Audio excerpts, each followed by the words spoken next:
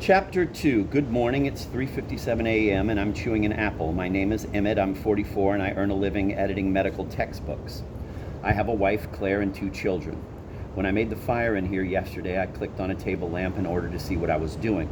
That was a mistake. You have to make the fire in the dark. It must become its own source of light. In fact, you have to do as much in the dark as possible, including prepare the coffee, because when you turn on a light, your limbic system is hauled into the waking world, and you don't want that. So this morning I made the fire by feel. There was no moon, or else it was obscured by clouds, so I couldn't even see where the fireplace was. It was just an empty hole of cold in the blackness. I bunched 4 balls of newspaper and ripped up some of a pizza box and laid the ripped strips on them and put some dried apple branches on top of that and some bigger logs higher up. Really, it's like building a sandwich, except that the lettuce is at the bottom. I pulled off a match from the matchbook that was there where it should have been on the ash can, feeling the negative thump when the cardboard fibers tore away, and I was on the verge of striking it when I decided to wait. I wanted to see the fire catch and confirm itself. But I wanted to watch it while sipping my coffee, so I put the match down next to the matchbook and I felt my way towards the kitchen.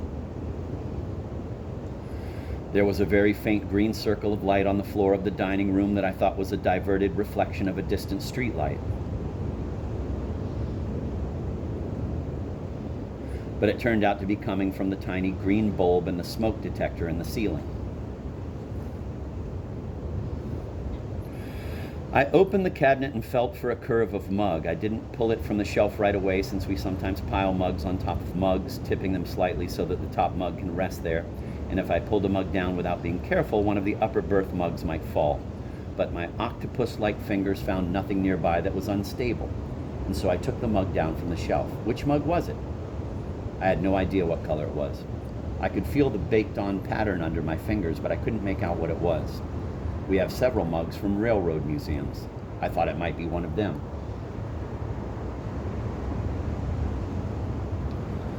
The sink was a pale shape, above which presumably were the taps and the faucet. I positioned the mug where I thought it would be under the faucet and filled it with some water and drank.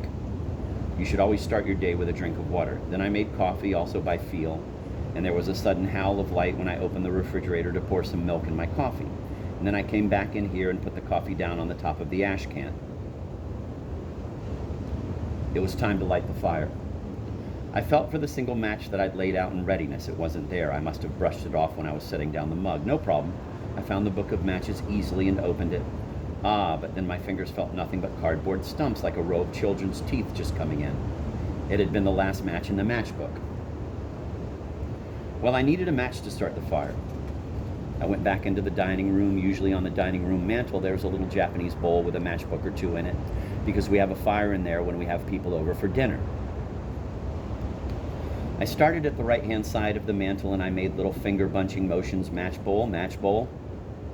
I came to a small glass object holding a squat, low candle in it. The wick, because the candle had been used, was very straight and hard, and the end of it crumbled a little when my finger touched it. A little ways farther down was a bowl that I thought was the one, but inside there were some dried things that must be rose petals. It felt like a bowl of Special K. I knew I'd gone too far down the mantle, so I worked my way back, proceeding carefully in case there was some trinket that I would make fall. I came to a semi-vertical curving shape and remembered that there was an old plate leaning there. I couldn't visualize the pattern of this plate.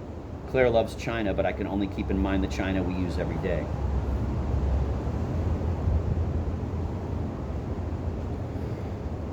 No, there were no matches that I could find on the dining room mantle, and that meant I had to go back to the kitchen to see if there were any matches on the back of the stove. I should have thought of that right away. I groped delicately along the surface above the oven dials, past the cool facets of the salt and pepper shakers, and finally I came to a shape that moved easily when I touched it. The red box of wooden matches standing on its side.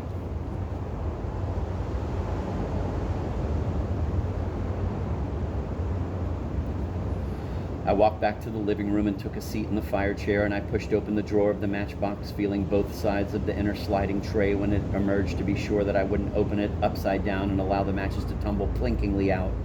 And I singled out one match and rolled its square shank between my fingers.